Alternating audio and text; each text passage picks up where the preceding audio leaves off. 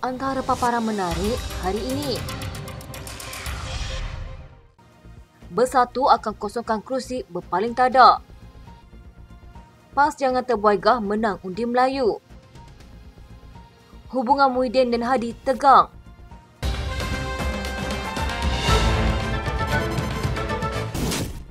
Ahli Majlis Pimpinan Tertinggi Bersatu, Dr. Afif Bahardin menyasarkan untuk memaksa Ahli Parlimen Labuan, Suhaili Abdul Rahman dan 5 lagi wakil rakyat mengosongkan kerusi kerana menyokong Perdana Menteri Datuk Seri Anwar Ibrahim.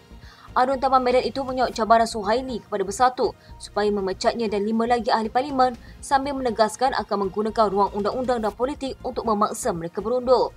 Katanya Bersatu cabar Suhaili segera kosongkan kerusi. Kami akan gerakkan apa sahaja cara dan kaedah di dalam lingkup perundangan dan politik bagi memastikan kerusi Parlimen Labuan dan parlimen lain dapat dikosongkan. Seperti termaktub dalam Akta Anti Lompat Parti bagi memberi laluan kepada PRK dalam tempoh terdekat.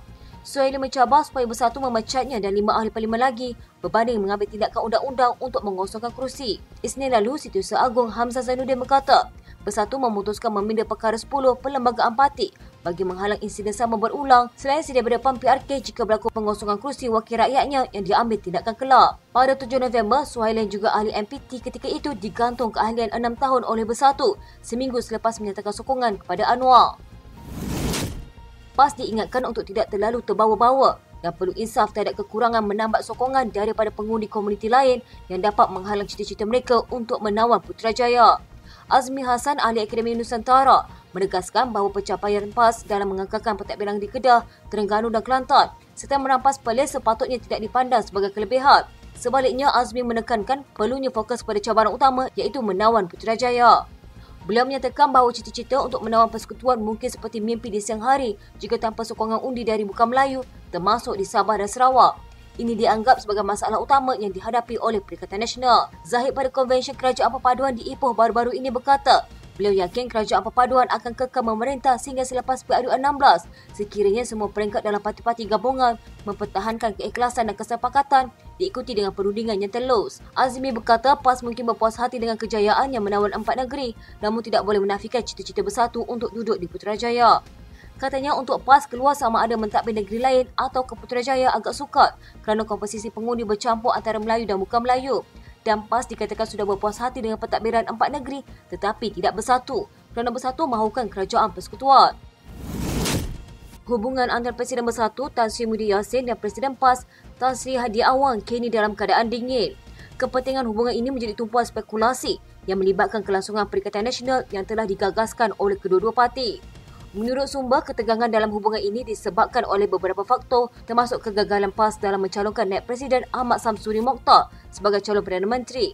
Ini berlaku selepas Muhyiddin Yassin mengubah keputusannya untuk tidak berundur pada pemilihan parti tahun ini. Menurut sumber, pusingan U politik Muhyiddin Yassin dipandang sebagai tekad ahli Parlimen Paguh untuk terus memimpin Perikatan Nasional.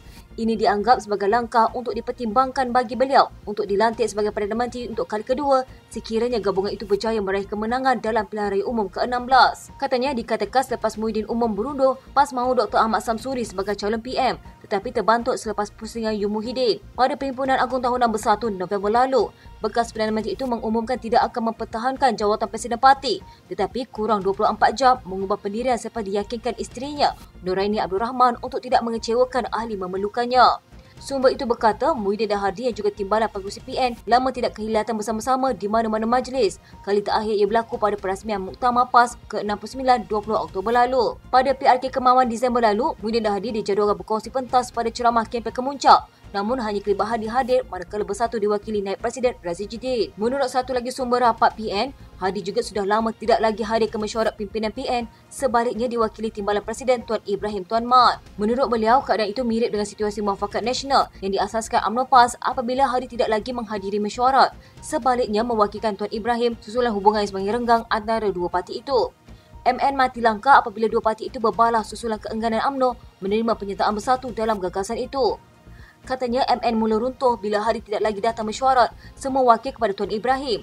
Beliau dan Presiden UMNO Zahid Hamidi pun dah lama tak berjumpa waktu itu menjelang penubuhan PN.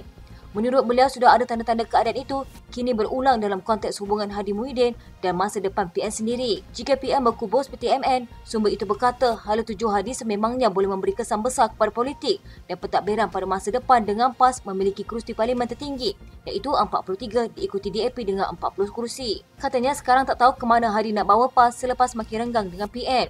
Bagi Sekutu PMX, ini peluang sebab itu ada titik lemah dalam PN. Menurut sumber itu, kalangan PAS juga melihat Bersatu semakin lemah dengan tindakan 6 ahli parlimen yang menyokong Anwar. Untuk rekod, PAS mempunyai 43 kursi parlimen pada PRU15 berbanding 30 oleh Bersatu. PAS juga mengekalkan pentadbiran di Kedah, Kelantan dan Terengganu selain merampas Perlis yang sekian lama menjadi kubu kuat PN. Selain PAS dan Bersatu, PN turut dianggotai Gerakan yang gagal menang sebarang kursi parlimen pada PRU15 namun meraih satu kursi DUN di Kedah pada PRN Ogos lalu. Sekian berita terkini di TV pada hari ini. Jangan lupa follow Facebook dan YouTube Deadline TV. Dapatkan info terkini di Facebook serta YouTube di TV.